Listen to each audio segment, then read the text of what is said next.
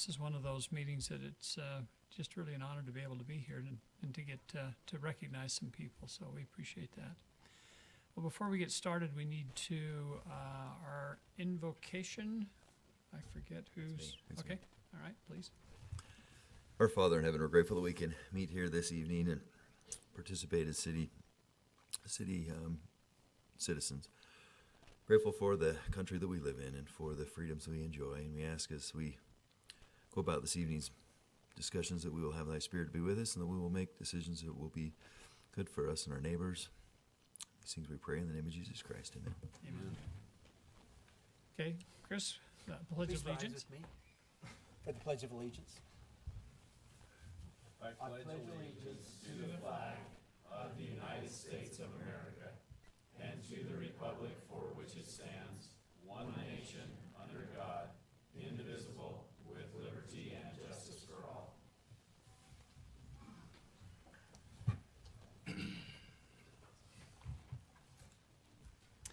Okay, I need, you've all had a chance to look at the meeting's agenda. I need approval for the meeting agenda. I'll make a motion to approve the meeting's agenda as written. Okay, a second? I'll second. Those in favor say aye. Aye. Okay, we'd like to welcome people who are here for, of course, for some special events, but we also like to recognize those who are just attending, might be scouts or school, and if school would be going on or whatever the case might be. We're so grateful that you're here. If you're here, will you raise your hand so that I know that you're here? Okay. Well, you're here. From schools or scouts, so you're just a little too old for scouts. So. Great. We have an opportunity during the meeting for public comment. So if you have an interest in making a comment for the meeting, you are welcome to do that. We don't take any official action, but give you a chance to voice your concerns or your thoughts for 3 to 5 minutes. And if you'll go over to Kim Crane, there's a form that we need to have you fill out so that we can make sure that we get your name on record for the minutes and whatnot. So, well, first of all, we have some ceremonial things that we'd like to turn some time over to Cassandra Southen, and she'll make her presentation. Is she here? Okay, there she is. Thank you.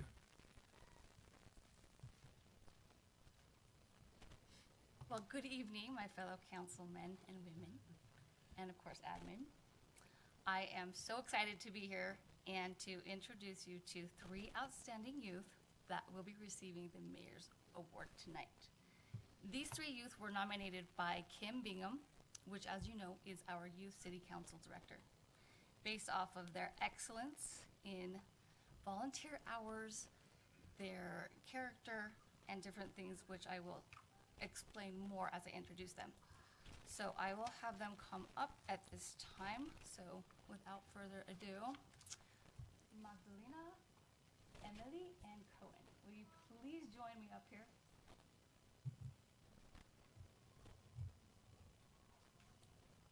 All right, I'm going to stand right here and face City Council and the Mayor. Okay, so I will start with Magdalena.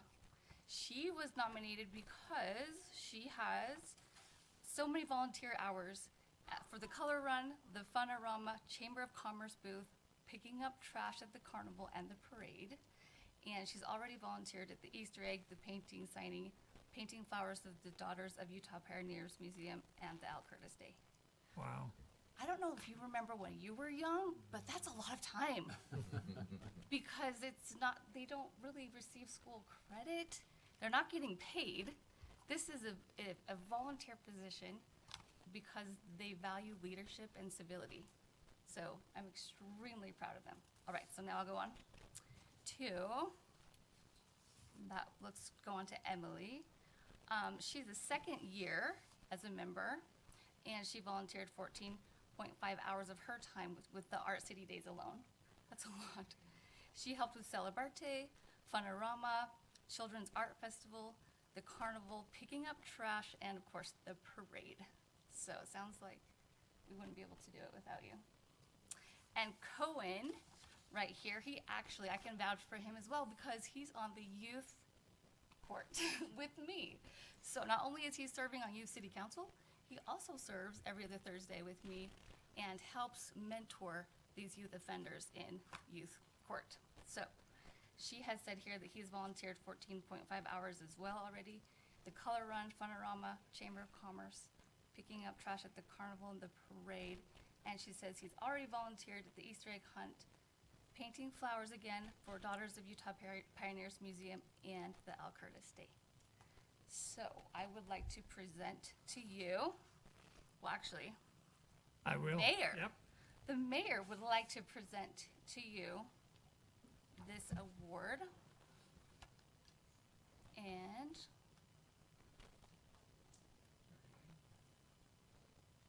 we'll get pictures, of course. Where's the picture? We'll take pictures.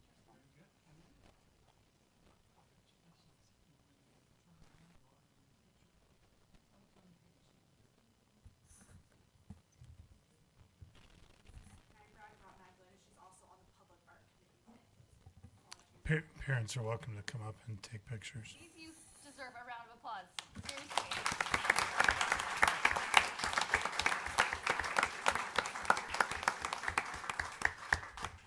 Nice work. Well done, you guys. Yep. Okay, so I can give you your swag.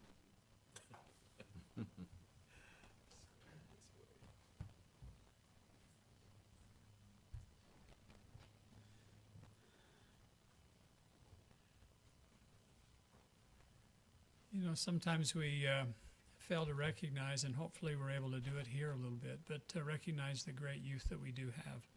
And we do truly appreciate their dedicated service. And Kim Bingham and Craig Bingham run our youth council, and they do such an outstanding job. I could be wrong, but I think they have 40 or 50 youth that are very active in being involved in all the activities. So we're grateful to those that do participate, and for Kim and Craig Bingham. So wonderful. All right, Josh, where are you? There you are, in relationship to Mr. Heaps.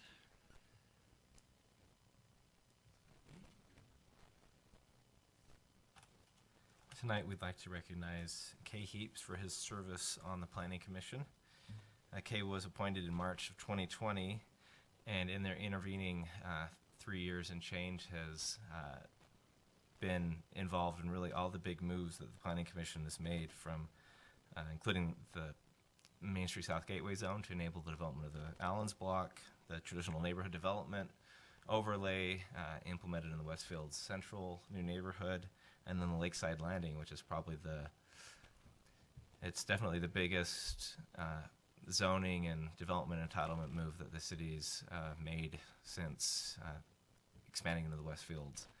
And Kay brought a lot of professional experience onto the committee, and really brought well-considered decisions that were often backed up by personal research. Outside of the meeting, he was always one to read and carefully analyze the staff report, and was able to really facilitate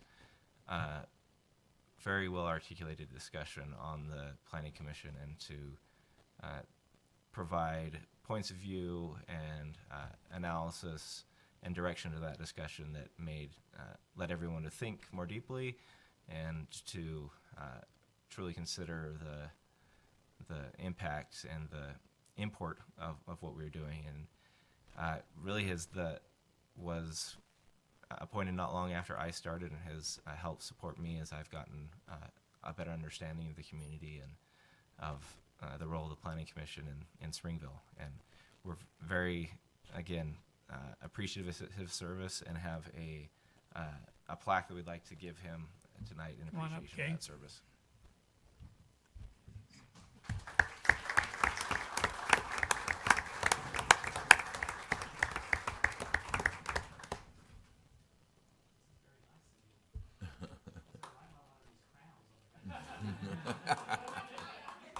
They're like, "Am I?"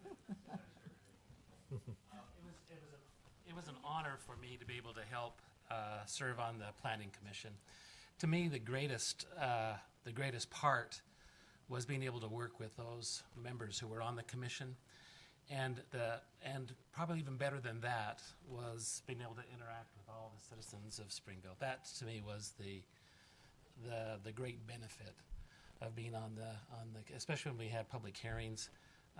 Loved being able to just visit and see how much people really do care. So thank you for your kind words, Josh. You're very, very, very kind, and it was a privilege for me to be able to do so. So thank you very, very much. Thanks, Kay.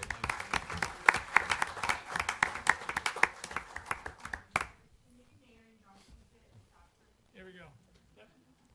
By the way, the mayor and I would like to commend you on your haircut. It's very appropriate. Looks wonderful. Imitation is the greatest form of flattery I've heard.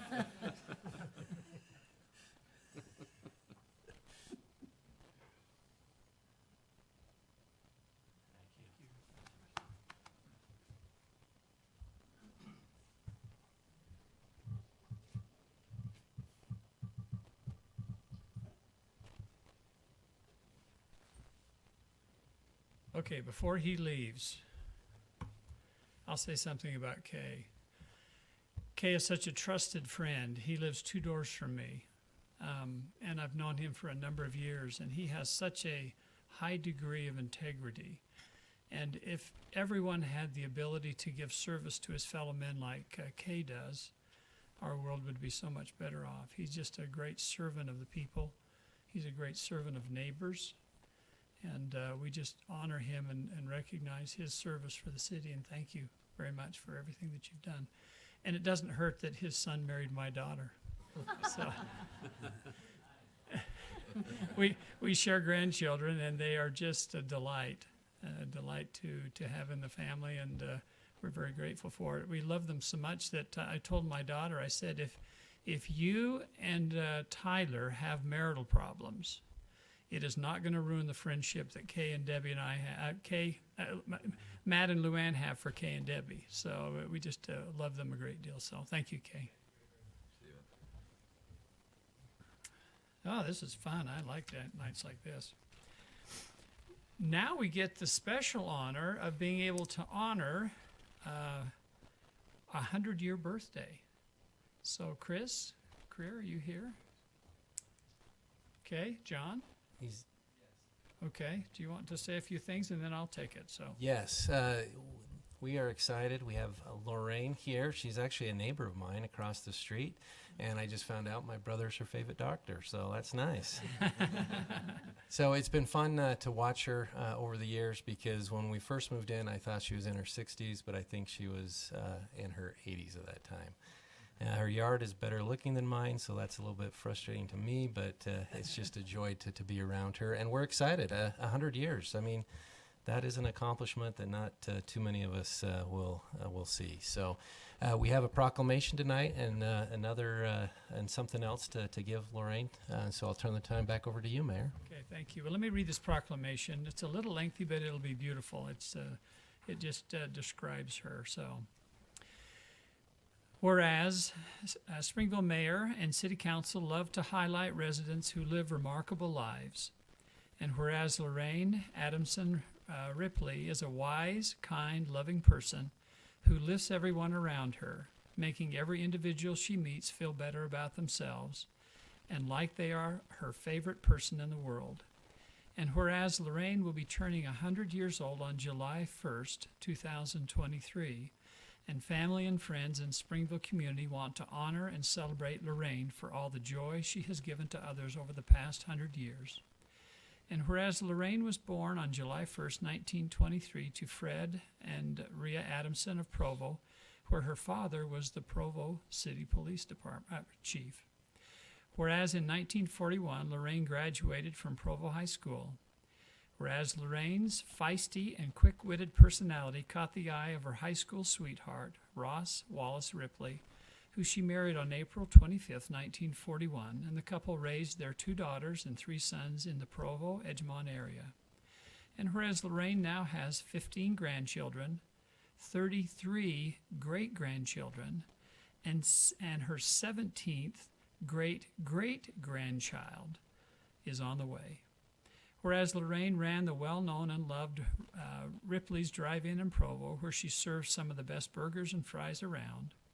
And whereas her life, Lorraine has lived through, witnessed, or experienced so many events, including the foundation of the Walt Disney Company and the first appearance of Mickey Mouse, first Academy Awards, widespread availability of television, Wall Street crash of 1929, and subsequent Great Depression, adoption of the Star-Spangled Banner as the national anthem, World War II, completion of the Pentagon, first appearance of DC Comics, heroes like Batman and Superman, release of Gone with the Wind, Korean War, debut of Barbie, Civil Rights Movement, Vietnam War, Beatles' first record, Woodstock. You weren't at the Woodstock Festival, were you?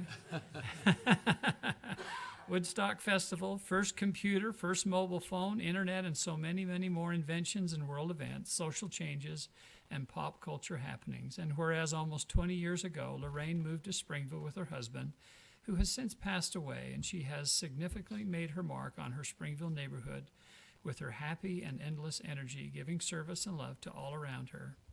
Whereas Springville City wishes to recognize and celebrate the life of Lorraine on her 100th birthday.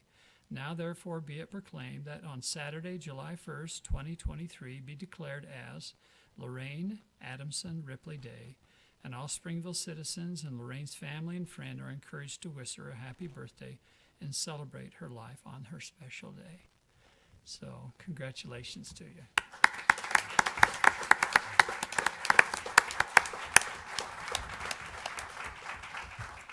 Okay, I'm going to come down and I'm going to give you this award, but I also have a plaque here that was made up for you.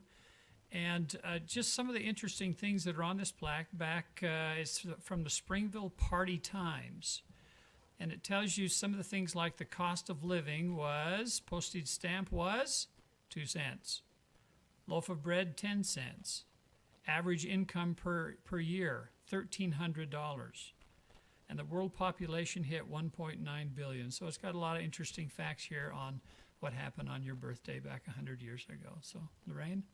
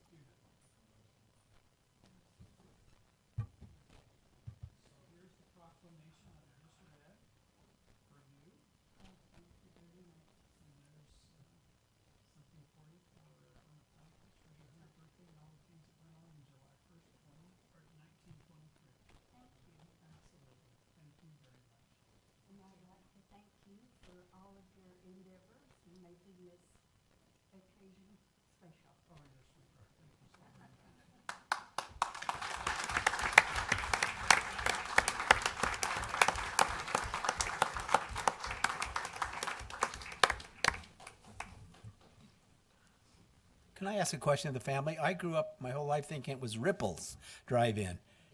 Is that the correct pronunciation? Okay. I didn't mean to. I stand corrected. Then. No, I didn't do it for that reason. I thought I was wrong because I thought, oh, it's Ripples. That's great. Well, Lorraine, I just want you to know, I can't remember another standing ovation that anybody's had in here. I've had people stand up and want to throw me out, but I've never had a standing ovation. So you're well recognized. Okay, we have a presentation from the Miss Springville royalty. Hi, everybody. My name is Aurelia Olson. I'm the 2023 Miss Springville Mapleton. This is my first attendant, Nicole Allen, second attendant, Wendy Jarman, and then we're missing our third attendant, Ella Broughton, and this is my fourth attendant, Brian Davis. And we just wanted to thank you guys so much for supporting our program and letting us help out and participate in all of the community events. We had such an awesome time at Art City Days, even though we got a little wet and rained on sometimes, but it was super, super fun to help out and be a part of that community. And we also wanted to especially thank you guys for your help and support with our scholarship program. It really changes our lives, and this program does so much for us and our educational goals, and we just wanted to thank you so much for your help and extend our help in any community events that we are needed in or wanted to help in. So thank you so much for you guys' help. Thank you very much. We appreciate it. I did want to ask, though, if you three had warmed up after the rodeo. It was a little, I turned my heater on all the way in my car, and I sat there for a little bit before I drove, but Got warm eventually. I eventually found my feet. Yes. Took a while.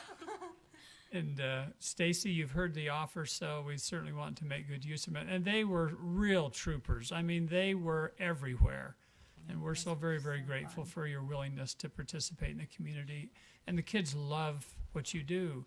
You don't recognize what kids, with that crown on, what you can do to change their whole life. I mean, the simple little word or the gesture or the smile does magic for them. Because I have granddaughters who want to be princesses, and you are certainly that. So thank you very much. Thank you, guys. Thank you. And I'd like to say one more thing in conjunction with that. I actually saw some of these ladies do exactly what you're talking about. They stopped the kids. The kids weren't awestruck until they stopped them and had a little chat with them. These ladies took the initiative to talk to those kids. Beautiful. It's a lot of it's a significant power that you have in what you do. So thank you so much for lifting people. Thank you. So all right.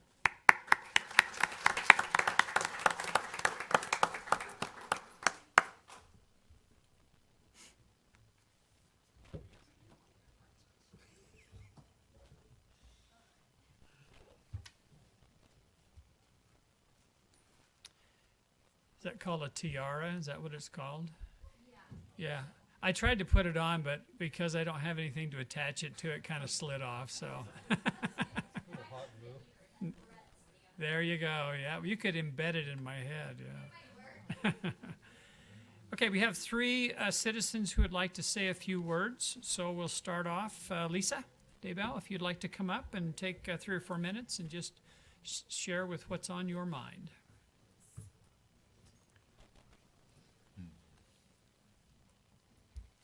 To write my thoughts down. Just a minute. I'm really nervous. I shouldn't be nervous because I know most of you. The only one I don't know is Jason? Jason. Well, he's the least I worked threatening. for Mike. I grew up with Craig. Grew up with Liz. Chris grew up with my brother. Matt grew up with my brother. So Yeah, just take a deep It's breath. always a little bit nerve-wracking to stand there. I've done it myself a couple of times, and it's Yes, regardless of who you know, and it's the position that you get put in, I guess. I don't know what it is, but it is nerve-wracking. Just take a deep breath. And thanks for coming. We're is excited to great. hear what you have to say. So thank you. maybe you'll be excited. Well, we like to hear from the citizens. So we like to hear. Yes. And that's why I'm here, because I'm glad that we, as citizens of Springville, citizens of the United States, period, that we can get up and speak our mind and say things. So anyway, okay. Mayor Packard and City Council. My name is Lisa Daybell.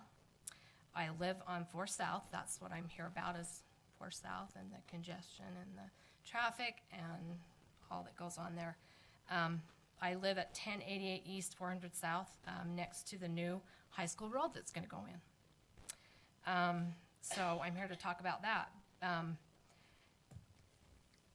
And also for those of you that don't know me, I was born and raised in Springville, and so was my husband. We both graduated from Springville High School. Sorry about this. Okay. I've raised my family in this community. I love this community. Both our children graduated from Springville High School. I graduated from Springville High School. I love this town and the sense of community that I have felt here. Let me see.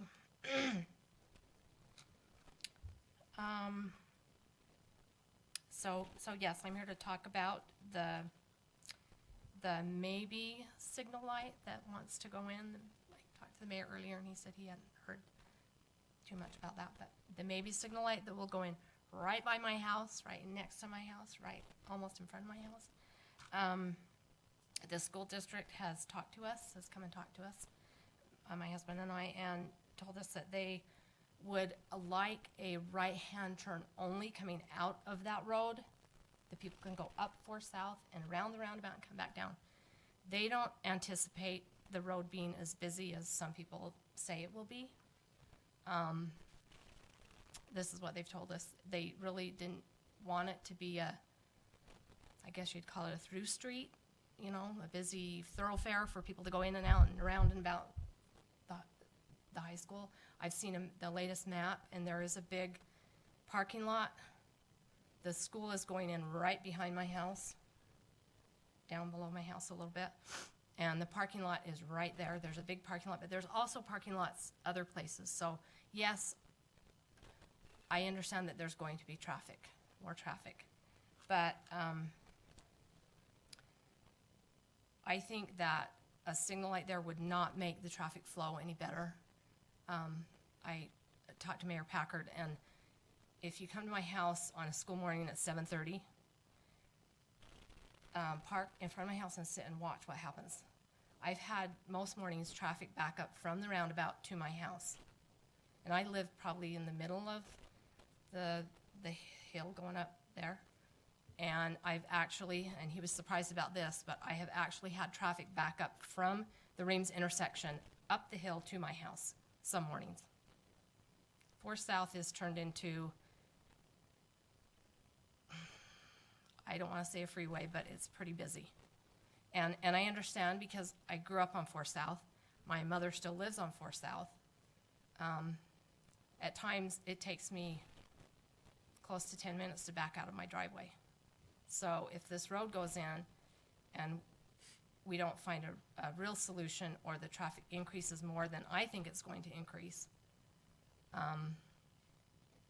just growing up on 4 South, we've always had traffic because of the golf course and the canyon. But in the last, 5-6 years since Bartholomew Park was put up there, it's increased more. And all the homes that have gone up at the top of 4 South, if you keep going up where Charrington Orchards used to be, and going up the canyon, all the homes, 4 South is very congested. And let me see. The school told us that they did do a feasibility study, and that it doesn't meet the criteria for a signal light there. And Craig Jensen said, well, maybe another roundabout, but I don't think that would work either. And it would be probably more expensive to do a roundabout than it would be to do a signal light.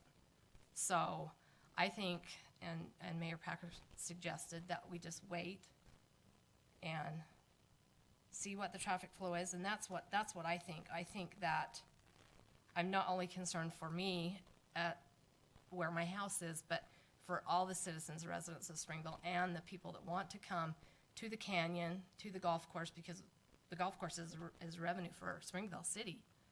And I love the canyon. I mean, that's my quiet place. And all the people that want to go to Bartholomew Park. In the summertime, it's crazy. People with rafts and things on their car and just loaded with, water toys, things. So, I mean, I'm concerned for everybody, every citizen in Springville for that road. And since the junior high has been built, I hope that somebody did an impact study because it has even more exponentially increased on 4 South. And because people don't go up Center Street. I think maybe the school district and maybe even the city thought that, we'll divide the traffic between Center Street and 4 South. I think, just from what I see in the morning, I think most people go up 4 South to the new junior high to drop their kids off because they want to go this way and just drop them off and be on the same side of the road as the school. They don't want to go and flip around and drop their kid off. And so, anyway, these are my thoughts. Thank you for your time. And I hope that we can keep the flow pattern going at some point and make it better somehow. I'll keep thinking and working with the school district. I mean, they've been really good to work with because it's crazy by my house right now. And it was crazy the morning when they tore down everything in the field. My urban wildlife is gone. We've had lots of things in that field next to my house, and it's now gone. So it's kind of sad for me, But anyway, thank you for your time. Thank you, Lisa. We appreciate it. John, maybe just keep us up to date sometime on kind of what's taking place on that 4 South traffic. So Yeah, we will. Troy and Brad are heavily involved in that, along with Jeff Anderson, our city engineer. So there's a lot of people looking at it. okay, sounds good. Okay, Emily Wilkinson. She's wants to address in relationship to the World Folk Fest. Hi, everyone. Thank you so much for letting me come. And also, I want to recognize the members that have been part of the World Folk Fest. I know you were Mike for a while, and now we have Liz. So thank you so much. I basically wanted to introduce myself. I'm Emily Wilkinson, the International Director for World Folk Fest. Most of you know my family. I'm Hal and Martha Burroughs' daughter. So it's kind of fun being here as a generational turn is happening. But World Folk Fest, I wanted to thank you as a city for having us, for allowing us to bring the arts to Art City and to bring the world to the city. So thank you for your support. Thank you for Mayor welcoming all of our international guests, and for the beautiful art park that we have the double stages for our performers to perform on. So first of all, thank you so much for the support. Secondly, some really exciting things are happening with World Folk Fest. I'm now the representative for the United States with CIAF, which is the International Council of Folk Festivals. So I get to travel around the world and represent World Folk Fest and Springville. And I want you to know that as we're meeting with all of these different nations, my table, Springville, was the longest. I'm with World Folk Fest. World Folk Fest. Oh, Springville. So the name of Springville, the T-shirts of Springville, they're going around the world. We're definitely known for our community. And I want to extend our gratitude and let you know that we're working hard, we're rebranding, and we're so excited to be able to continue. I mean, we're almost 40 years in the history of World Folk Fest, back with the Allreds and Delora Bertelson, Teddy Anderson, everybody. That's Brent Heyman. I believe he was mayor at the time when it started. So having the history, and I love that Lorraine was here for the 100 years, because you were reading what happened in that history, which is exactly the purpose of World Folk Fest, to promote and preserve cultural history. And the cultural history that can't be written, that can't be documented, but that is shared through festivals like World Folk Fest. COVID took out so many of our international folk festivals. We are the only one in Utah that is related to the United Nations. We're the only one in Utah to meet the certifications to be members of CIAF. We are just voted the best folk festival in the entire nation, and it's because of the support of the city. So I'm here to thank you. I would love to be able to have more visibility with the city, to let the city know and our guests know how excited we are that they've traveled here. Welcome to Springville. The world welcomes Springville. Different things like that would be amazing. And so I would love to open discussions about furthering our contracts, about welcoming the world, and having Springville truly stand with the history of not only the art city, but with our cultural heritages, the things that we've learned about behind the firesides with our grandparents. Last year we had Estonia here, and I asked one of the ladies, I'm like, why are you here? Why do you do folk dance? Why do you pay to come here? And she goes, I'll tell you what. I was taken into the basement of my home and taught by my grandmother how to speak Estonian, how to dance Estonian dances, know Estonian folk stories. And so when the fall of the USSR happened, they took to the streets and they still knew their culture. And so through World Folk Fest, we're able to promote and bring those cultures to the family of Springville and the families of Utah.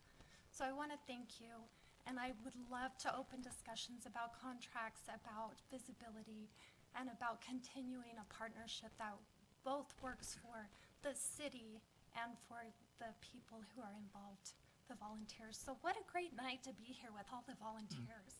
I mean, volunteering is literally the rent we pay to be in humanity. So thank you so much. Very good. Thank you very much. Thank you so much. Oh, Yes, and just to let you know from follow-up is that Chris and Mike are on the committee, the PAR committee, and they're the ones that kind of oversee funding and coordination and that sort of thing. So you're welcome to have conversation with them at any time. So if you want to just leave those with Kim and she can distribute those to us, then that would be great. So thank you for being Mayor, here. can I ask her just a question? It's kind of funny you brought up the the point about being voted the nation's best World Folk Fest. My wife and I were just discussing that the other day and thought we kind of asked ourselves, how does that happen? What's the process for Right. getting that vote? Who So- votes? Where does that come from? The vote is actually done by a traveling, he does traveling, what's the word? Anyway, he's a travel writer. And so he goes to all of the different festivals within the nation and collects all the information about attendance, about history, about municipality support, about the government support, and he puts all of the information and the quality of the groups that come, the quality of the cities, the host families come into play. All of those things come into play and equal out. And that's how it's decided and voted upon. And we came up as number one. Very good. Yay for Springville. Yeah, Good. thank you. and can I say something too, Mayor? I just was visiting with Julie and Emily today, and they just really have a spark, and they're so excited about their program, and it got me really excited about, kind of reviving. I know with COVID, it was really hard on the festival, but just how important it is really to bring these events to our community. And anyway, and it's 100% volunteerism. Yes. So they work really hard, and they're just making so many strides in letting people know and the activities that they bring to Springville. So thank you. I think it's really an exciting thing. So much. And to kind of piggyback on Lorraine, with CEOF, it was created after World War II when we saw how fast cultures can be erased, which we're seeing right now play out in this time. So with the folk festival, with the Ukrainians, the ladies will wear a red beaded necklace. This is typically passed down from their grandmothers. They come out with their salted bread. They'll touch their necklace, bow to the left to pay homage to the past and their history. They bow to the right to pay homage to the future and the rising generations. And then they bow to the audience for being in the present and learning about the culture so that it can be preserved. So I'll just leave that with you. Good, thank you very much. Okay, Wendy Osborne from Tabitha's Way Local Food Pantry. So thank you for being here, Wendy. Mayor, council members, thank you for having me. And thank you for all that you do for your community. And I'd like to say just thank you to Springville City and its citizens. We're generously supported by many people in this community. Tonight, I just wanted to go over three quick things. One, I wanted to make an announcement for our upcoming backpack event. It'll be held July 29th from 9 a.m. to 11 a.m. at Landmark High School in Spanish Fork. So for those who aren't familiar with that event, basically we provide brand new backpacks filled with school supplies, and they're completely free for children. We also have books, reading books that new books that the kids can pick out. We also have kind of a community fair where other agencies provide free resources for individuals and families that come to this event. And so we wanted to announce that and let people know that if there's anybody in need in Springville City, please come by. We've got lots of backpacks. It's a super fun event. And we also invite you as mayor and council members to come and watch and participate. Some of you have. Nothing's more fun than watching kids pick out their new backpacks and get started for the school year. So So just wanted to make that announcement, let people know about that. If you'd like information also on the city page or your newsletter, we'd be happy to provide information on that. But we just want people to know it's completely free. It's just a community resource to help people in our community. And right now we have, as you probably all know, a lot of need going on. I wanted to kind of report what we're seeing at Tabitha's Way. We saw a 56% increase in the number of families requesting food assistance last year from 2021 to 2022, which is huge. And we continue to see just incredible numbers of families coming in. And we're delighted to help and serve these people. But just kind of give you an idea, from our fourth quarter of last year to first quarter, we saw an increase of 404 more families coming in.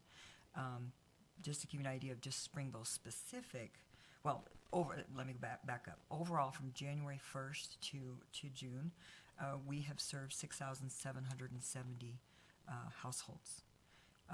Of that, 1,064 came from Springville. And we serve the average family about 4 times is what we're seeing. So just kind of just put that in perspective. So one of the reasons I'm also here tonight is we are also seeing less food donations coming in. That has to do with inflation. A lot of businesses as well as households. We have many people participating in food drives, but we're seeing less food come in. As an example, we have 3 major food drives throughout the year that are statewide food drives: the Scouting for Food Drive, the Stamp Out Hunger, and Feed Utah. Those 3 food drives this year yielded 50% less food donations than the prior year. So, and again, I attribute that to what's going on right now. Everybody's struggling to make sure that their budgets stretch as far as possible. And while we're very grateful for the generous donations we received, it's difficult to have less food donations come in and more people that we have to serve. So there's a disparity there.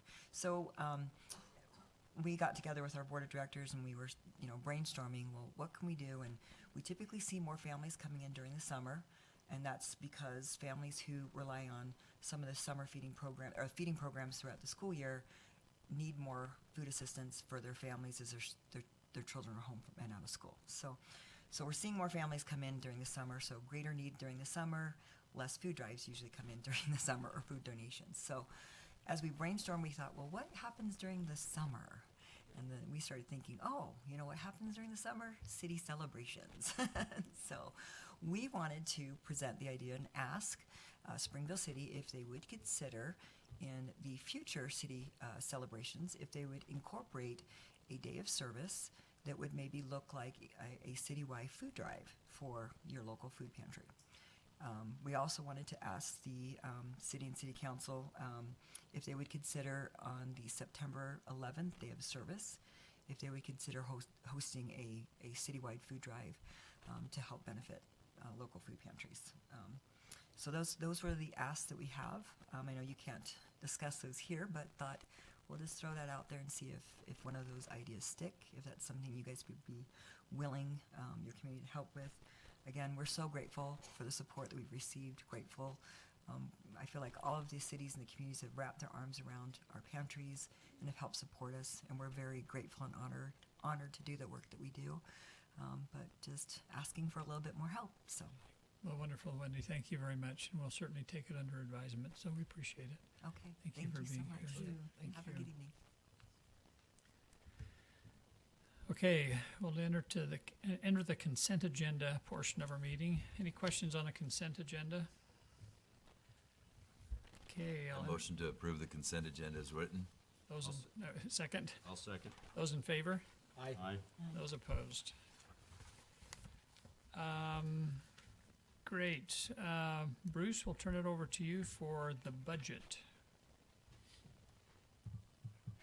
And Wendy, as a follow-up, I think if we'll just get with Troy and talk a little bit about that. So I just have him be your contact person as far as the feedback. Sorry, should have wrapped that around.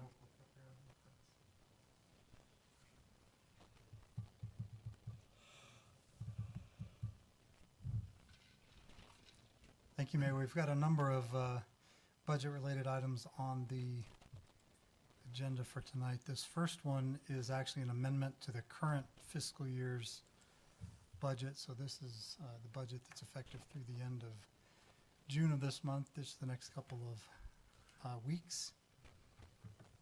And then the next items on the agenda relate to the next fiscal year that starts July 1st.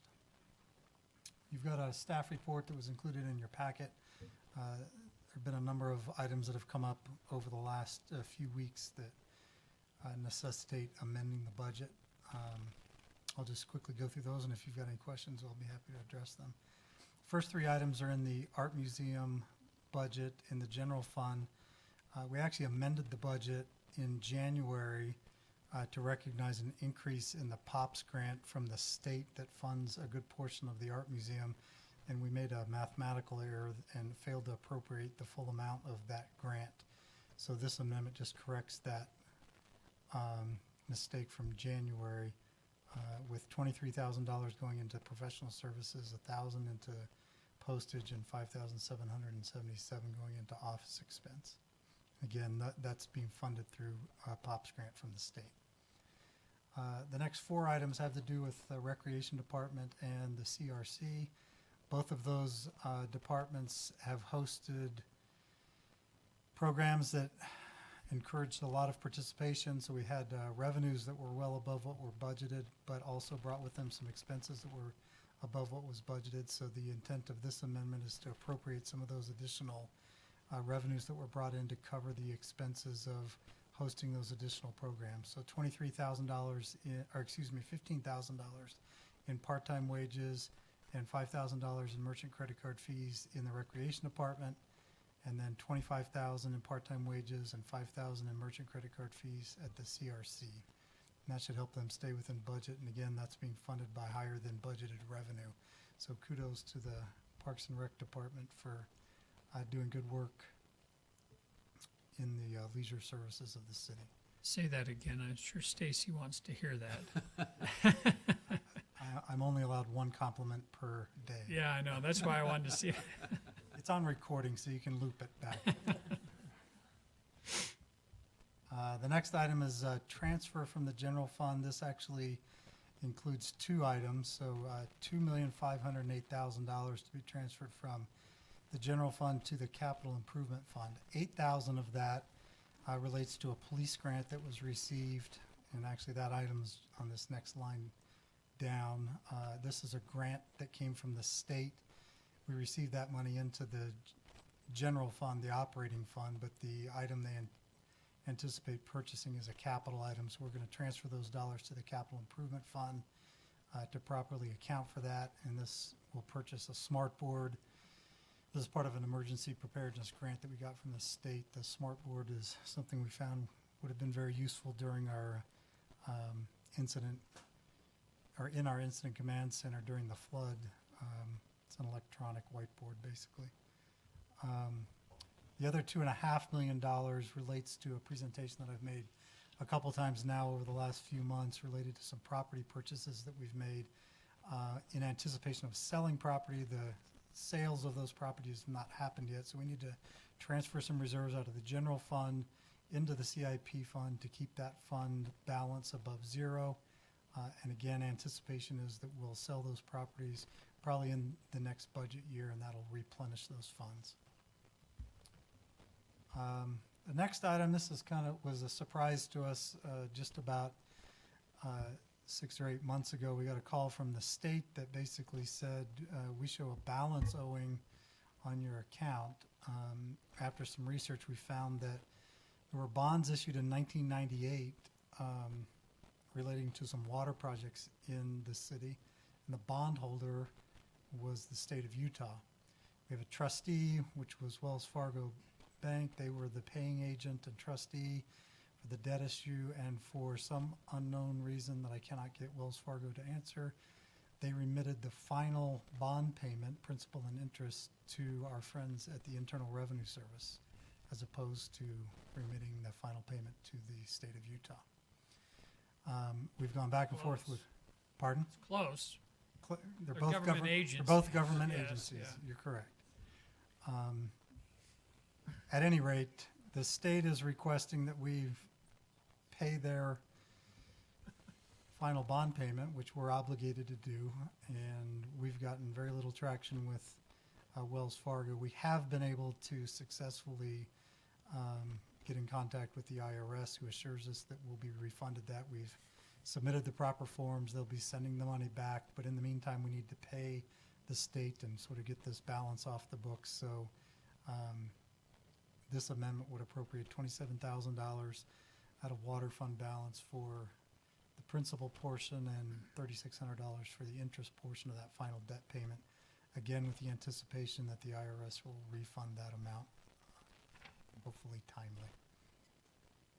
And the final item is we've had for a number of years some dollars sitting in a special trusts fund. Some citizens some years ago donated dollars with the intended purpose of replacing flags throughout the community. The Parks and Recreation Department has proposed to replace the South Main flag, which is a large one, along with some additional flags will be placed during different celebrations throughout the year. So $5,000 of those donated funds to be appropriated for expenditure for the intended purpose of the donations. If you've got any other questions about any of those items, I'd be happy to address them. Otherwise, we need to open a public hearing for these items, and then we'd look for a resolution. Okay, thank you. Any questions for Bruce? Okay, we'll open it up for public comment if there is any. All righty. Need a motion. Motion that we close the public hearing. I'll second. Those in favor say aye. Aye.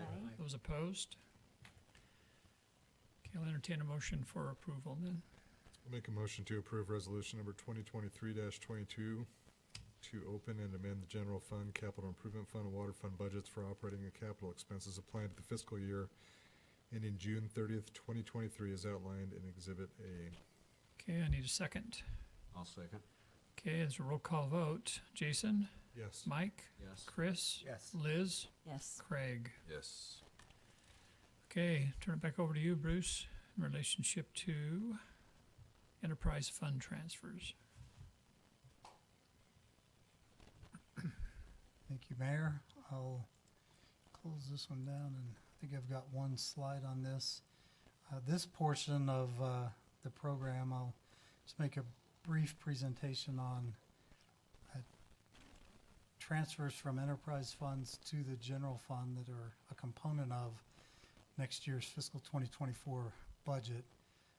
State law requires that we disclose any transfers that occur from funds that are not the general fund into the general fund. We've posted as required notice of these transfers on our social media accounts on our website, and then we sent separately a notice in the utility bills that went out what these transfers are, and I'll just highlight those. The water, sewer, electric, stormwater, solid waste, and golf funds all operate as what we call enterprise funds, which are essentially standalone businesses. They operate within their own set of books. However, the general fund, particularly the administrative departments, provide services to those enterprise funds, legal services, HR services, financial services, utility billing services. So this administrative fee column that you see here, which totals just over $3 million, is a representation of the fair market value of those services provided by the general fund to those enterprise funds. We make a calculation and an allocation there that's part of the budget, and that $3 million comes in exchange for the services that they receive. The next column is operating transfers, and this is a true transfer where there's no expectation of repayment of these funds.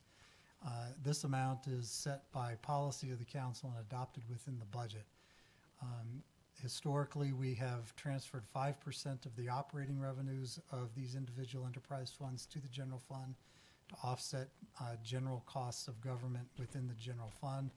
This helps keep other fees and taxes lower by transferring what's effectively a dividend from those enterprise funds to the general fund. This year in the budget, we've proposed increasing that transfer rate from 5% to 6.5%, and that total transfer equals $4.4 million. And then finally, in relation to the utility departments that provide services to the general fund, they're provided free of charge, but we do account for them in terms of the dollar value. So you see there listed the value in kind that is provided for electric, water, sewer, and stormwater services, totaling about $900,000. So all those amounts are identified and total about $7.5 million for the year in the budget. All these are in line with prior years, with the exception of the operating fund transfer, which is increased by 1.5% as far as our, as was directed to balance the budget, and I'll discuss that a little bit later when we get to the budget presentation proper. State law requires that we hold a public hearing separate from the budget hearing on simply the general fund transfers from enterprise funds. There's no action that needs to take place formally on the part of the city council, but you do need to open a public hearing and give the public an opportunity to address this topic. Any questions on that? If not, I'll sit down and you can open a public hearing. Just quickly, and Sure.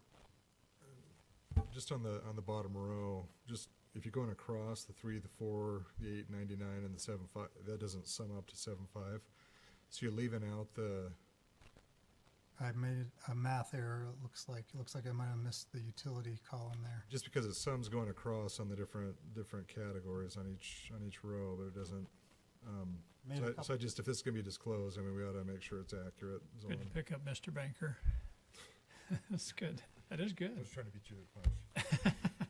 I didn't pick it Big up. enough numbers, I can figure it out. I copied and pasted some numbers when I was putting this. I assume that The the, total's right, but I think you. Yeah, but I it's think weird. the utility Isn't it? totals No, left out. yeah, something. Yeah, I don't know what it is. It just takes that It one out is. of the bottom. Yeah. Yeah, I think I left the utility amount off. There's what the problem is. I think you left the utility off of all of them. Right. 'Cause I'm Yeah. So principally, it is 8,400,000. Actually, I have an explanation for that now that I think about it.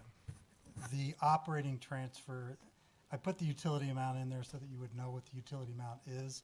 The operating transfer actually includes the utility amount in there. That's not a very good way Okay, to it's just broken. present it, but it's included within the operating Right. transfer. Okay.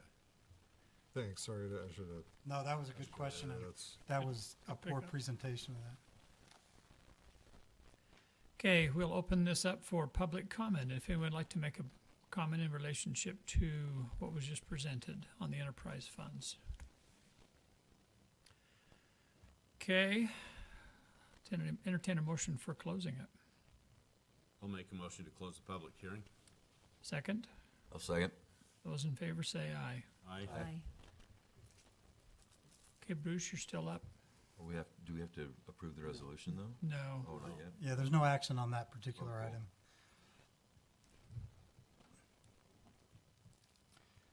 Then the next item, I don't have a slide for, but there is an ordinance that's included in your packet. This basically is another requirement under state law that you adopt each year by ordinance a compensation package for Springville city officers and employees for the fiscal year that's being considered. So the language that's in the ordinance there basically just states the requirements of state law and then refers you to the exhibits in the budget document. So we have two exhibits particularly that deal with this. One would be the pay tables that are included as Exhibit A of the budget document. Again, that was adopted as part of the tentative budget. It's been available for public review since that was presented and adopted. And then Exhibit B of the budget document is the approved position list. So that gives the list of full-time equivalent calculations and the titles of all the jobs that are approved as part of the budget, those that are funded as part of the budget. We've historically disclosed, I mean, all this is public information, but the mayor's salary in fiscal 2024 would be set under the budget at $19,807.76. And each of the five council members would be paid a combined annual salary and expense allowance of $15,649.96. And then all other employees of the city would be in accordance with the two exhibits that are attached with the budget document. So again, this is one that requires a public hearing. You can open the public hearing and take any comment on that, and then we would need a motion on the ordinance that's proposed before you. Okay, sounds good. We'll open it up for public comment on the compensation schedules that have been presented. Okay, I motion that we close the public hearing. second. I'll second. Those in favor say aye. Aye. Okay, I'll entertain a motion for approval of the compensation. I'll make the motion to approve ordinance number 11-2023 that sets compensation for Springville City officers and employees for the fiscal year ending June 30, 2024. I'll second. Okay, it's a roll call vote. Mr. Jensen? That was like perfect. I'll say yes. Chris? Yes. Jason? Yes. Mike? Yes. Liz? Yes.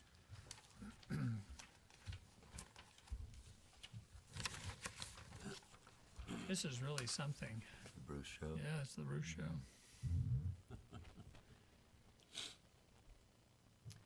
I will be as efficient as I can with this presentation. I do feel some obligation to go through it for the benefit of those tuning in online and those in the public that have come tonight to discuss the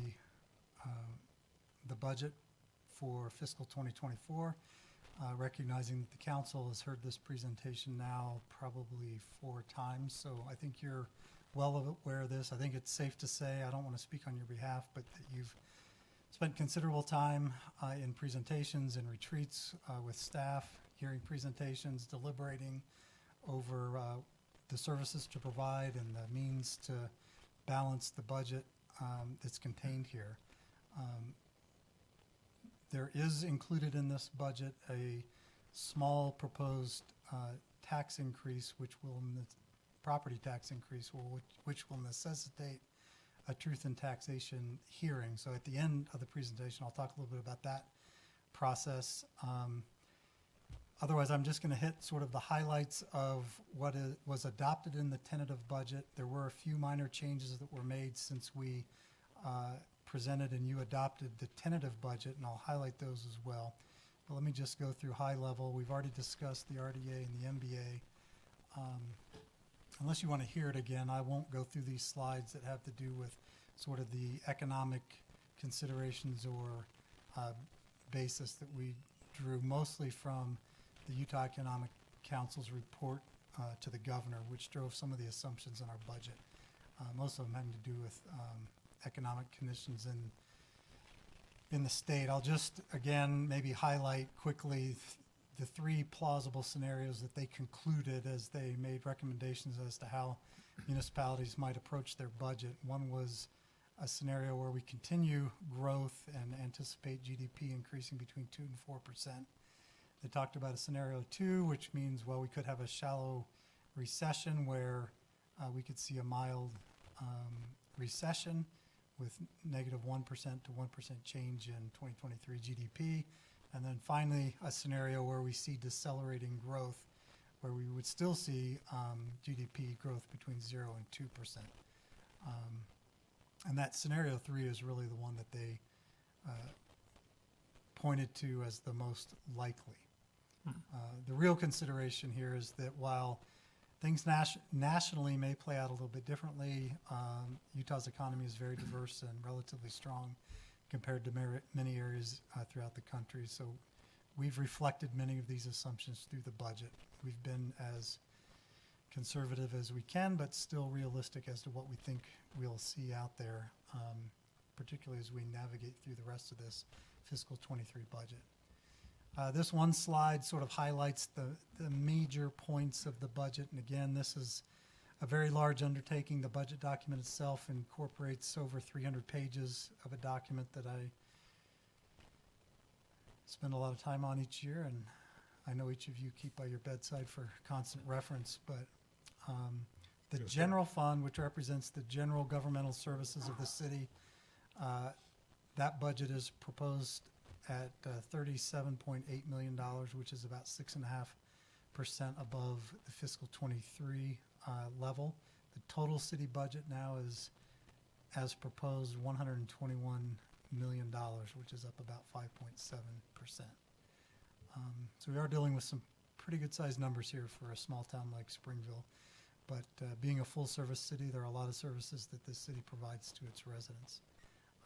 One of the biggest drivers in the budget was the shift in our fire and EMS service to go from a part full-time and part volunteer service to a fully funded full-time response-ready group 24/7, and that resulted in about $1 million impact to the budget compared to fiscal 23.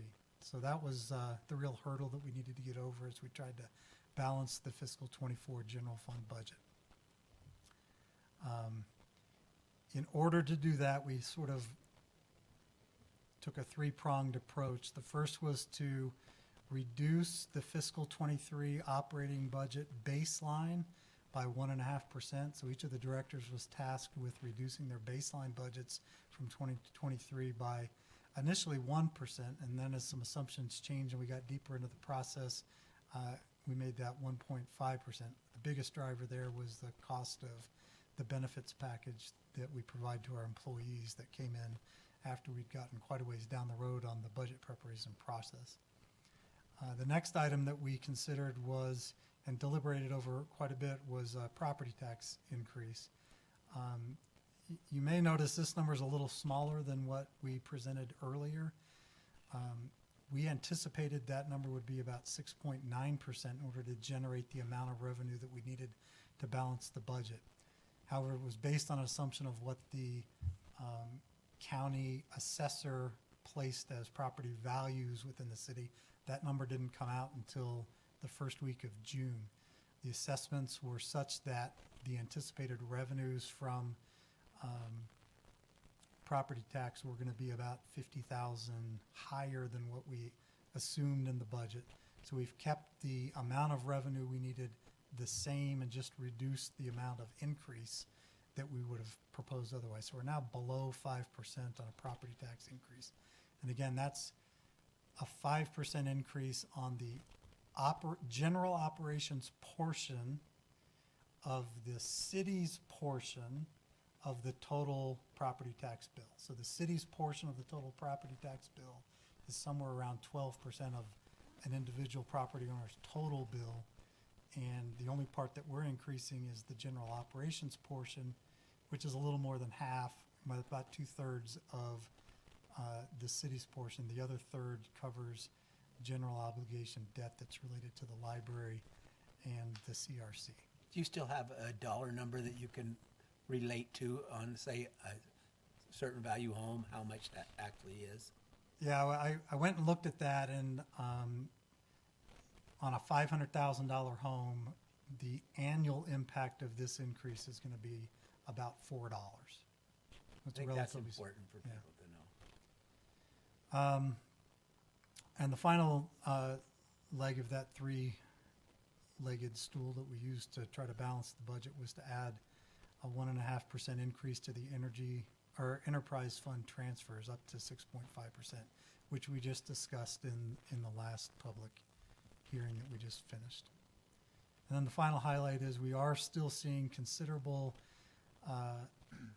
pressure from both inflation as well as commodity markets that are driving the need for rate increases on the utility. In the utility funds, those range from 7 to 12%. The blended average is about 10% across the board, and I'll discuss that a little bit more here in a couple slides. So quickly to highlight revenues in the general fund, we'd be looking with the inclusion of $132,000 of additional revenue from the increased property tax, $4.2 million in total in property tax revenues, just shy actually of $10 million in sales tax, which is up a modest 3% over what we anticipate the fiscal 23 total will come in, but that fiscal 23 total is coming in about 12% higher than what we budgeted in fiscal 23. but we are trying to hedge a little bit that the Slow. sales tax increases the growth will slow, we think, going into 2024. Intergovernmental revenues are at 2.3 million. These are largely grants and mostly grants and transfers from the state. The C Road funds is the biggest portion of this. It's a fairly significant drop from the number we see in the current year budget, but that's because there's no ARPA funding that came from the federal government in the proposed budget for 2024. We have $4.4 million budgeted in charges for service. This does reflect some fee increases and also some growth in participation rates in programs that are offered through the general fund. And finally, a total of $8.2 million in transfers and the utilization of reserves. There's about $600,000 in reserves utilized to balance the budget, but all of those reserves come from the C Road reserves, which are restricted specifically for street and road construction and maintenance projects. And those were planned. Some years we have surpluses, and some years we draw down those surpluses just through the cycle of maintenance that we have. We went through the general fund transfers in the last hearing. Quickly, we did add just over 14 FTEs to the city. Some of those are full-time employees, others are part-time employees that equate to some number of full-time employees. The biggest driver here would be those increases in fire and EMS. We actually amended the budget in fiscal 23 back in January to add that service. That will now be continued through this year with the full complement of staff needed to cover the shifts 24/7 in fire and EMS. The other ones are a full-time court clerk, a maintenance technician in the facilities department, an additional police officer, the addition of a lead arborist in the Parks and Recreation Department, an additional operations superintendent down at the CRC, an additional museum educator, again funded by state dollars. I think I duplicated the maintenance technician one. I apologize for that. We do propose to add an assistant fire chief. That is a new position that was not included in the budget amendment back in January. We added a number of part-time and seasonal hours in the library, cemetery, dispatch, parks, art museum, and public art. And then we're proposing in the enterprise funds to add a full-time civil engineer that'll be shared by a couple of different departments and serve primarily as a project manager in water and sewer and stormwater. Convert a part-time office assistant in the enterprise funds, public works, to a full-time position. We're also proposing to add a full-time golf maintenance worker in the golf department. This budget does reflect some slowdowns in some of the departments with a fair amount of analysis done here, but we are proposing to reduce staffing by one full-time building inspector, one full-time public works inspector, and a part-time blue staker. We do include in the budget a 3.5% merit increase and to cover the benefit cost increases with no significant change to the benefit package offered to employees. On the capital side, we're proposing $10.8 million in general capital improvement projects. The vast majority of that would be in street-related projects. Most of that work happening out on the west side of town with the expansion and construction of the 12th West Corridor. We have just short of $1 million budgeted in the Vehicle and Equipment Replacement Fund for scheduled replacement of equipment and vehicles. And then new this year would be the appropriation of dollars that we've been collecting from the PAR tax that was approved last year through a vote of the citizens. And we've got a total of $485,000 being appropriated for PAR eligible projects and programs. So this would include a new performance gazebo here in the City Center Park, some improvements to the Cherry Ridge Bike Park, some improvements at the Memorial Park, including shade structures at the tennis court, a wiffle ball field, and batting cages, and then the continuation of mini grants to various performing art entities throughout the city, and then some new operational funding in the general fund. Shifting now, we're almost to the end. Enterprise funds, this is a summary of rate increases we've had over the last few years. You can see here highlighted in fiscal 2024, rates ranging from about 6.8% increase in solid waste up to 14.7 on the wastewater industrial class. That only affects a couple customers, but the power rate would be at 11%, the others just around the 10% mark.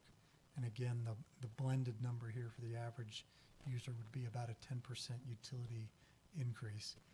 Power department in particular, that increase is largely driven by two factors. Number one would be inflation that we're seeing on some large capital projects that we're installing, and so those costs have increased considerably, but also a very unstable power supply or natural gas market that affects our power supply costs, and this would help mitigate that and stabilize that. The good news is we've been able to lock up a number of contracts there, and then I'll discuss in just a second the project that we're working on in the power department to further mitigate that issue. And Bruce, on that 11%, that is outside of the power cost adjustment that we've been running, right? So it actually layers, the power cost adjustment is going to continue. Go away, right? It's scheduled to go away. This would basically replace that amount. Yeah. So I guess what I'm saying is the end consumer is not going to experience 11% increase. No. Day one to day two. It'll be a slight increase for the July consumption that they would see on their August bill, but then rather than falling off, that power cost adjustment would continue on as part of the rate structure. Yeah, two quick hop ins there. It's actually fuel factor is the term. Yeah, we had a power cost adjustment. Excuse me. I similar. meant the fuel, but it's the fuel adder is what it is. And then the rate increase is being implemented slightly different than the fuel factor did. So there will be, some people will see rates go down, some will see them go up based upon how they're using power, if that makes sense.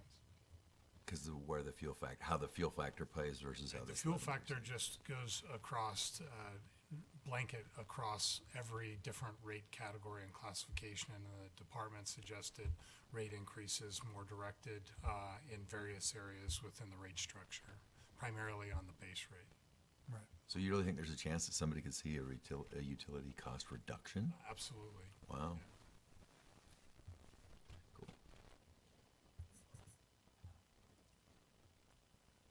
Now, this is the slide I borrowed from Troy that has animation in it. I'm sorry, I didn't realize that it had animation. This is just a quick graphic to give you a comparison of some of our neighboring communities. The blue area would be average utility bills annually, and then the yellow bar would be the proposed rate increases. Again, Troy, I don't know if I haven't updated this, and I don't know if we've got any better information on what our neighbors are doing. These were the best information we had at the time we compiled the slide as it relates to what other... Yeah, there is much better information out there at this point. It would move them, all of them raised rates, at least as much as shown here. So at least compared to our neighbors, our average rates will still continue to be the lowest. Couple of quick points on water, sewer, and stormwater. Again, just as a reminder, the cost of the resource is low, and rates are based on use, which has been a problem for us in the water department in particular. So as we've had this year a wet spring, lower water consumption, and then for the last couple of years a statewide campaign for water conservation, which has actually driven revenues down fairly significantly for us here in Springville, even though we don't really have a water shortage per se. So the restructuring of the rate increases here really drives more of those rate increases to the base costs that are fixed over time and less reliant on consumption.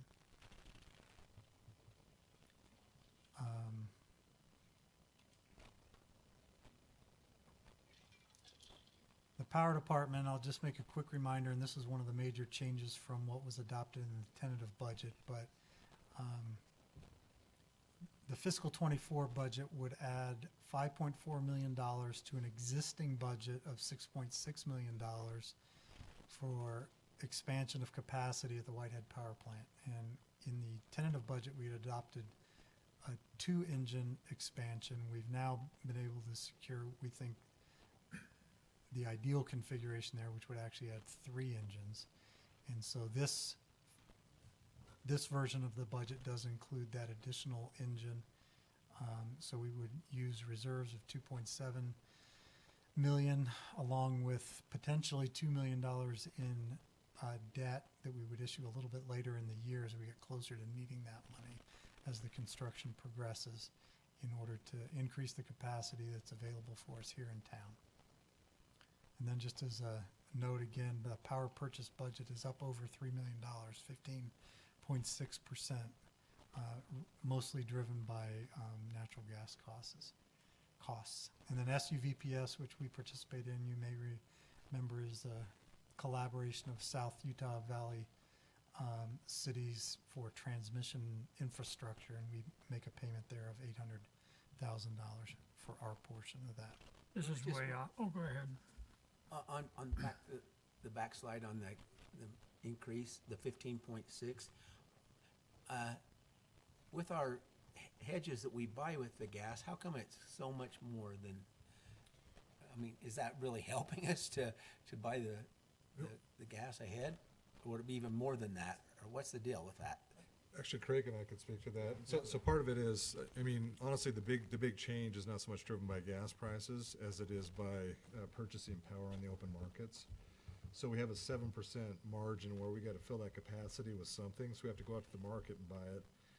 There's no set contract price, No, right? It's just yeah. based on that, and that's what drove the price up so much this time. So it's We put a bunch of more contracts of gas and then gas contracts in place recently, which is going to allow NEBO to be used more on a full-time basis as baseload generation.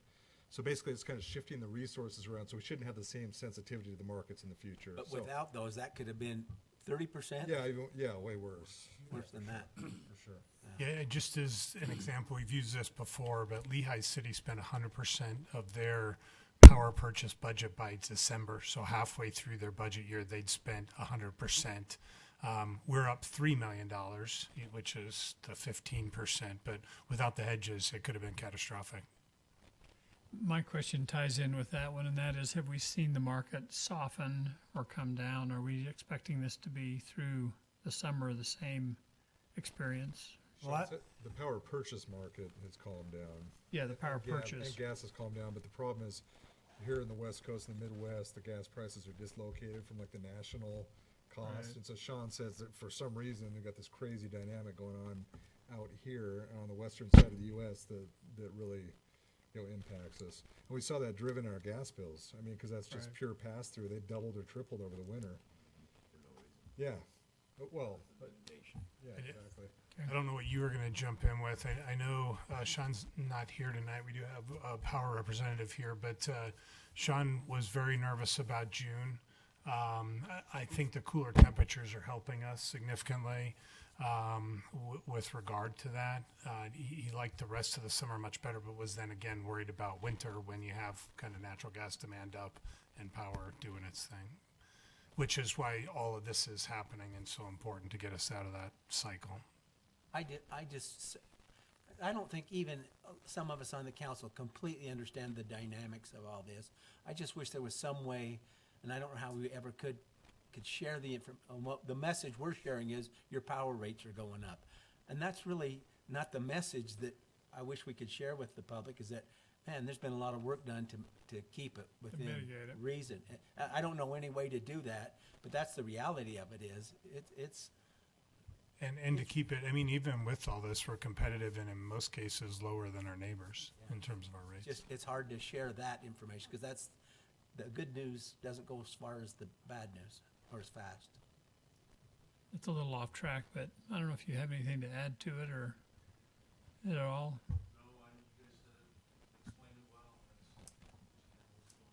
Okay. Thanks, Mike. Sorry, Bruce.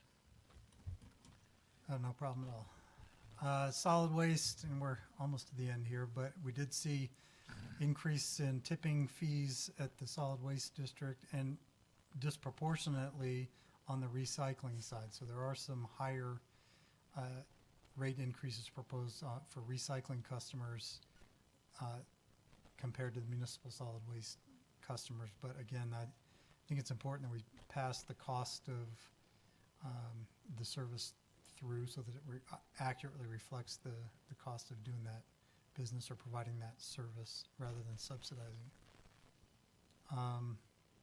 Finally, the golf department is, despite the wet spring, has been really outperforming itself. There must be a lot of pent-up demand through the winter, and so we're seeing a lot of golf play happening. You'll recall last year we went through over $3.5 million capital project there to replace the irrigation system. And that set us back a little bit in the fall because it affected play to some extent. But if we continue at the pace that we're on right now, I think the golf course will come in right at or maybe even slightly above budget and above the prior year's revenues as well. And really the message there is that for a number of years, golf has really operated right at break even from an operating standpoint with no ability to reinvest in infrastructure and the course.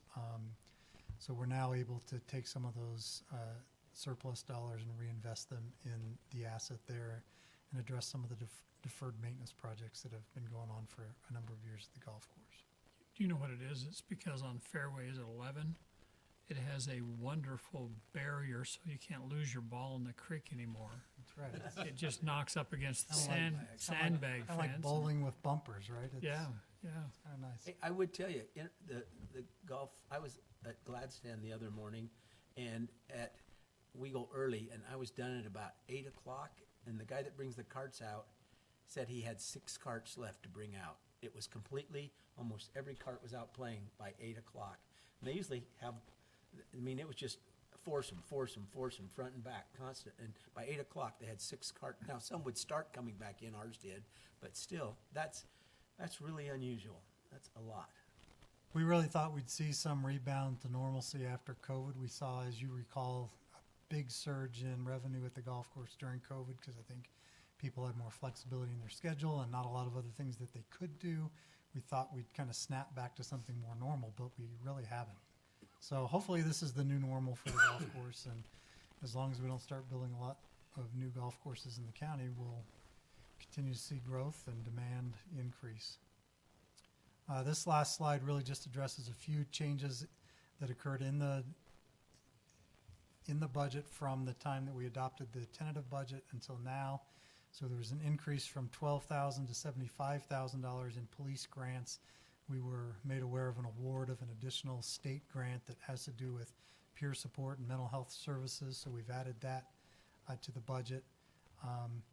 We had a fair amount of shifting of elected benefits from the new hires that we had from the January, February, March timeframe in the fire department that actually drove the need to reduce their budget for next year in order to cover those elections that occurred on the benefits side. So they cut $40,000 from their operating lines, so those are reflected in this budget. You'll recall we did a mid-year budget amendment this year for the appropriation of some PAR dollars to complete a public art master plan. That project hasn't been completed yet, so this is really just a rebudgeting of those dollars. And then I already mentioned the increase for the Whitehead Power Plant project, so that changes the budget from 3.1 that was originally in the tentative budget to the new $5.4 million number for the addition of the third engine. And then as you're aware, we have our Percent for the Art program that takes 2% of capital projects and transfers them to public art infrastructure. And so that's really a reflection of the increase of the power project there, and an additional $50,000 or so for $45,000 for art projects. And then there were some changes in the fee schedule. Most of those didn't affect the percent increases on the utility side, but really just the structuring of the rates were a little bit different in some areas than what was originally proposed. This final slide, again, is really just to highlight the fact that the process this year is a little bit different than what we've done in the past because we've never gone through the truth and taxation process. The way that works effectively is typically we would adopt a final budget tonight and also adopt a certified tax rate. Because the revenue we've budgeted for property tax in this budget exceeds the county's calculated certified tax rate, we are required under state law now to go through the truth and taxation process. And there's a timeline that's affixed to that. The truth and taxation hearing needs to be held. That's a public hearing, and that can't happen until August. It can't happen until after the notice of property tax valuations and tax changes comes out. The county sends that out. So it'll come out when you get your notice of tax from the county. It'll show what your certified tax rate is, what any proposed increases would be, and what the final property tax would be if those amounts are approved. So that notice will go out from the county. Then we have to put out additional notifications, actually, because there are other entities in the county that are also doing truth and taxation. The county actually will put out those additional public notices. And then we've currently got slated for August 15th in your council meeting at 7 o'clock, a public hearing to accomplish the truth and taxation process. And depending on the outcome of that, we would adopt at that time a final budget.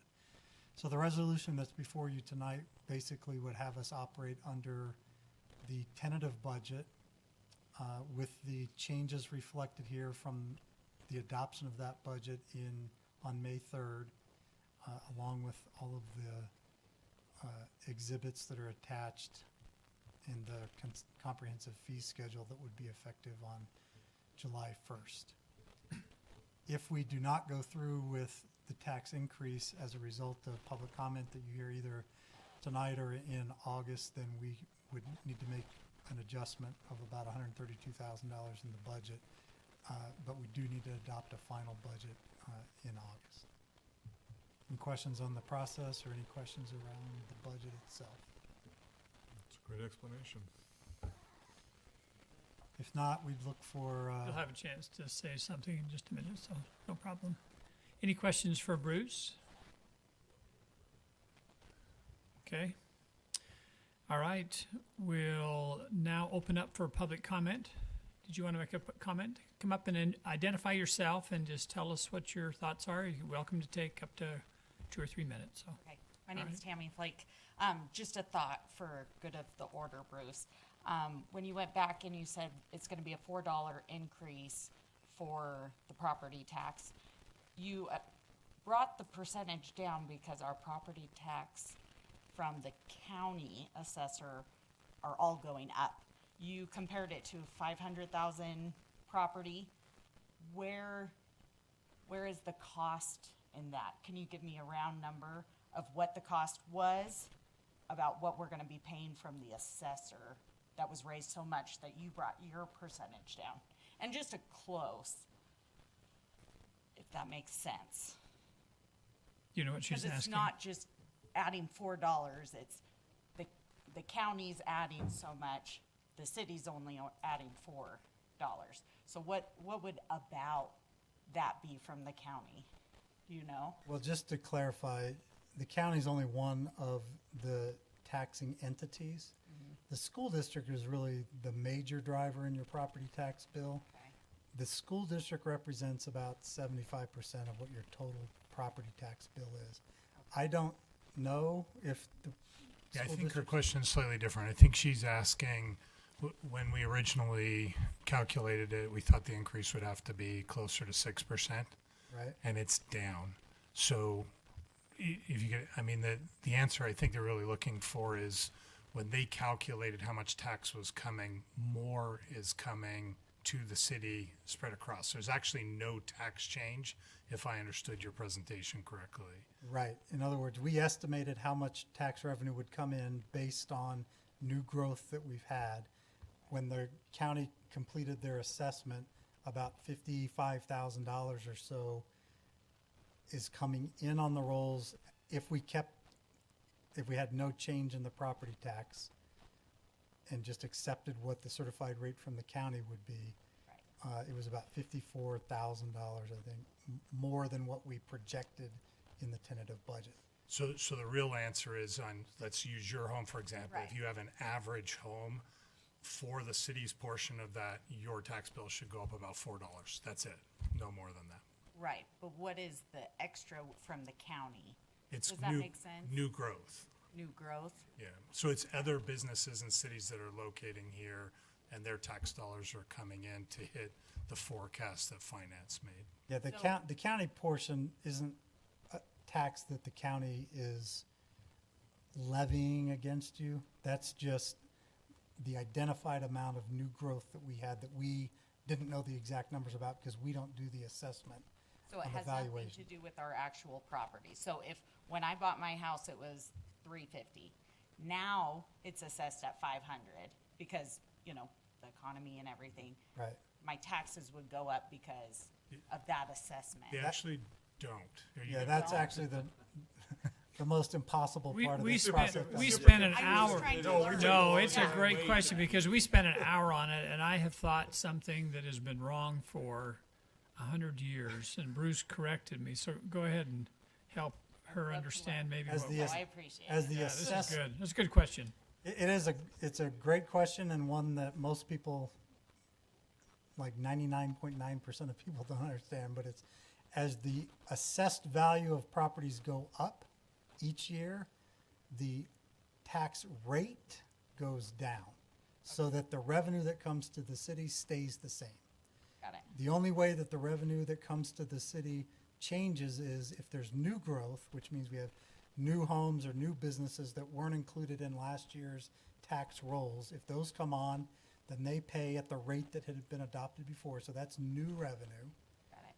And the only other way we get more money, we, the city, gets more money, is to increase the rate beyond what the county said we're allowed to charge relative to the new assessments that came in. I totally get it now. Okay. Thank you so much. I appreciate it. No, And- that's a and you very good can- question. If you look in your property tax mailer, they show the last time truth in taxation was done. It's never happened in Springville, and it's shown on the county records. And each year, our rate actually has gone down, with the two exceptions of when general obligation bonds were passed, and those were placed into the mix. And incidentally, that's also going down, which does a ton of confusion, right? We have general obligation bonds, but as the base of that gets spread broader through new growth, that goes down as well. So when we were back on the CRC talking about, hey, it's a burger a month at $8 or whatever per month on the regular home, that's also dropping, but dropping at a faster rate as a result of the growth of the community. Very good question. Great question, seriously. Did we get your name? Yes. Yeah. Okay, sorry. I missed it, so. Other comments or questions from the public? I'll make a motion to, I'll make a motion to close the public hearing. Okay, I have a motion, second. Second. Those in favor say aye. Aye. Okay, I'm open for a motion. I'll make a motion to approve resolution number 2023-23, authorizing Springville City Corporation to operate under a tentative budget in the amount of $121,448,868 for expenditures and transfers in the fiscal year beginning July 1st, 2023, until a final budget can be adopted following a truth in taxation hearing on August 15th, 2023. Okay, I have a motion on the floor. I'll second. Second, roll call vote. Mike? Yes? Chris? Yes. Jason? Yes. Liz? Yes. Craig? Yes. Okay, very good.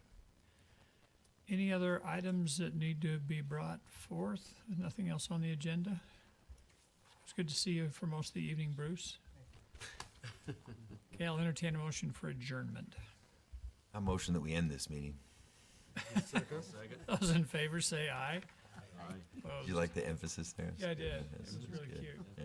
Thank Very you. good. Okay, thank you. Thanks. Jason or Mike? It was Jason and Mike, but Jason can have it. I've been pretty vocal. I've been pretty vocal tonight.